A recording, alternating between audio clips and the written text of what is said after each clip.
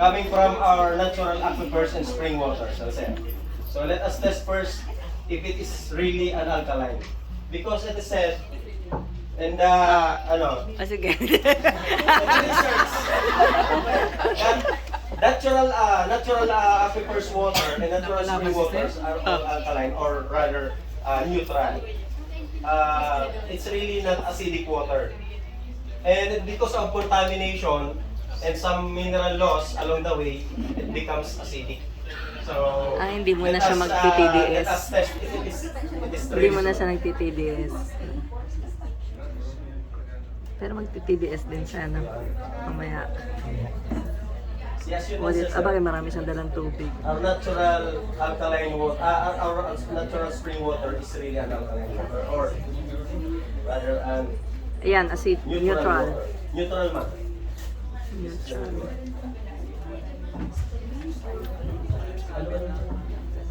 Yan. So nakita po ninyo, wala pa po tayong nilalagay na alkarat. Meron na talagang lumabas na alkaline. Ano po? So meron talaga pala ng mga natural source ng natural spring water. Napaka-alkaline. Ano po? Kaya nga po, nag-import talaga ako kahapon para ikutin po yung Camarines Sur para makita ko lang po talaga na totoo yung sinasabi nyo sa mga research na yung ating mga bukal talaga is alkaline. Pero ano po ba yung problema? Ano po ba yung problema? Ba't nauso po ito? Itong dito sa side na to. Ito naman po yung mga sample natin ng mga processed water na kung saan meron po tayo ditong distilled water, meron tayong purified water. So ano po ba yung nangyari pag pinadaan po natin sa machine? Ano po? Nakita po ninyo yung pagkakaiba? Ang ganda na pala. Ang ganda pala na. Taas mo, sir. Taas. Taas mo siya yan para makita nung nasa likod. Habang dinadaan po natin sa machine yung ating mga tubig, totoo naman nalilinis sila.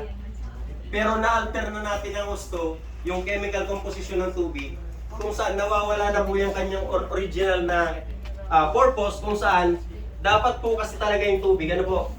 So, gusto ko lang po kasi talagang basahin ito para kay Sir, no? Kasi yung tubig kasi talaga, meron talaga siyang purpose para sa tao nung nilalang ng Diyos. Ano po? So, para hindi naman personal kung kunin ko lang po, sipiin ko lang po yung article, basahin ko na din lang kasi English naman yun, Sir. so, what is spring water and it's good for you? Sabi niya, spring water is rich in mineral, which is important when you consider that human body is nearly 2/3 water. So napakahalaga talaga ng tubig. This natural resource is essential for purification. So napapurify pala niyo yung katawan natin. Ano pa? Removal of toxins, and it allows every organ including your brain, which is 75% water, to function as it should. So ibig sabihin napakahalaga ng tubig. Kasi yung buong makina ng katawan natin, yung brain. Ano po? So ngayon, ano pa po yung nangyari doon? Tingnan po natin, ano po? So, having access to pure, clean and mineral-rich drinking water should never be considered as expensive luxury. It is essential for a healthy mind and body, and it is what humans have consuming for millennia. So matagal na natin kinukonsumo yung tubig. Pero ito talaga yung nakukonsumo nating tubig. Ang problema, mamaya, titignan po natin, gagamitan natin ng electrolyzer para ma-separate po yung mga composition nito, yung mga compounds dito, para makita po natin bakit hindi na po siya maganda na konsumuhin. Samantala, kinukonsumo na po natin sila ng matagal na panahon. Ano po? So, idiretso ko lang po The topic of drinking water is covered up in misinformation.